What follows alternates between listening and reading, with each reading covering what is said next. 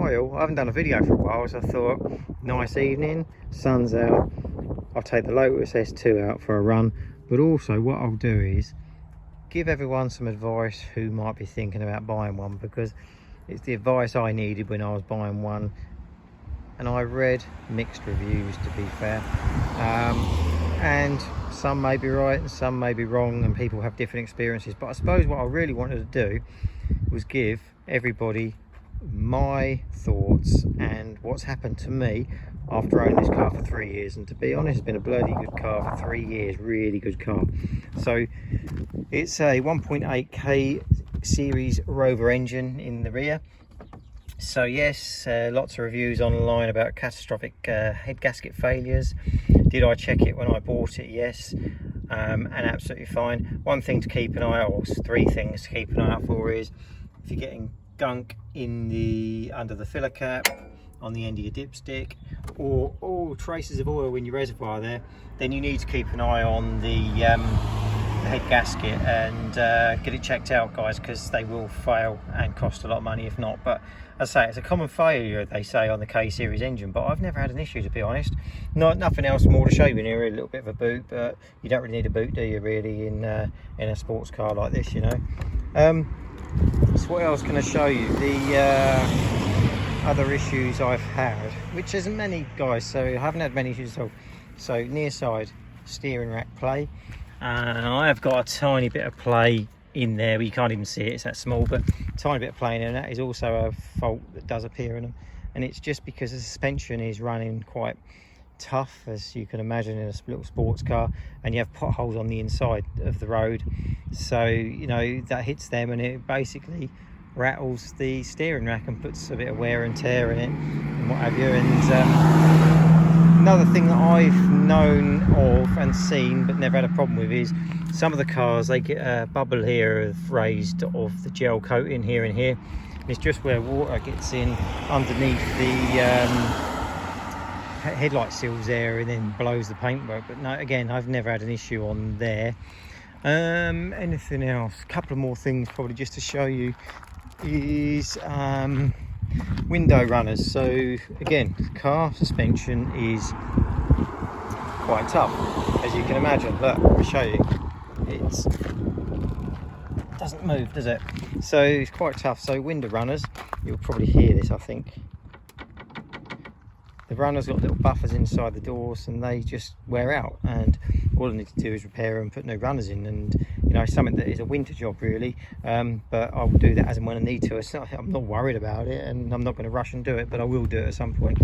So inside the car, very basic, just standard seats really, with a little bit of padding, as you'd expect in a sports car. Not a great bit of padding, just your dashboard, simple dashboard. The other thing to look out for when you're inside is in here where the fan speed switch is. If you're going to buy one, you can hear mine running. If you're going to buy one, just check that out, because the PCB boards do tend to blow in them and they stop the fans working, and that can cost around about 350 to 400 pounds. The fans are situated in the front under here, or the PCB control panels are in here, and if you can't get them off, you have to take the whole front clam off, which will obviously start to cost you, you know, so just be careful there. So when I bought it, tyres were okay but old, bit cracked, so I just put a standard set of tyres on it, which have been fine, grip the road fine. Just be wary, you can't just go and buy tyres from ATS. The front tyres are the same size as a smart car, and you can't get them from everywhere. And for the Lotus, to get a set of 4, get them off the internet from a Lotus specialist and you can get them. Servicing the vehicle, not a major problem really. Get it serviced every year. I don't go to a Lotus dealer, I go to a Lotus specialist. GTS Performance, great guys, used to be Lotus mechanics at Lotus, and they will look for all the paperwork and they will basically only service what needs to be done. So last year they didn't need to change the oil because they'd only done 500 miles. They'll change the oil this year and make sure it's all okay. They change the cam belt when the cam belt needs changing, but apart from that, not a great deal needs doing. Probably servicing costs every year, it's costing me in the region of around average over 3 years, 370 to 420 quid. I'll be happy to say that. So the rear end of the car, love the rear end. They're really nice, look really wide, look really low in the road, look really good. Exhaust either side at the back. The S1 has the 2 exhausts in the middle, which I have to say I do quite like and prefer, but I do also like this car as well, and the body shape as well. It's got some nice lines on it. It's all fiberglass, you know, quite light. So the 1.8 litre engine, can't remember the stats entirely, but I believe it's about 115 horsepower.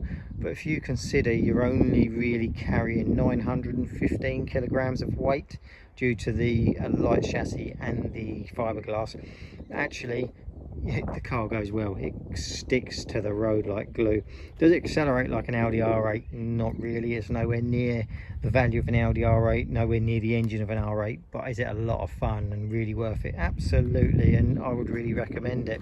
So I bought this car, say 3 years ago, 32,000 miles on the clock with service history, real good history on it, and I've kept it serviced, kept it running. I think it's on 39,000 miles now, and I'm still seeing cars with this condition and service history selling for the region of 13,000 pounds, you know. And I say I only paid 14 around that for it, so can't remember precisely, but around that. But you know, it's a really good fun car. Would I recommend somebody go out and buy a Lotus S2 or even an S1 for fun, great value, and a car to hold its price? Absolutely, go out and get one, guys. Cheap insurance, cheap runner, it's really good car. Totally recommend it. Subscribe to my channel, like if you like the video, comment if you want me to come back with any answers on the S2, and I'll answer if I can. And thanks for watching, guys. Thank you.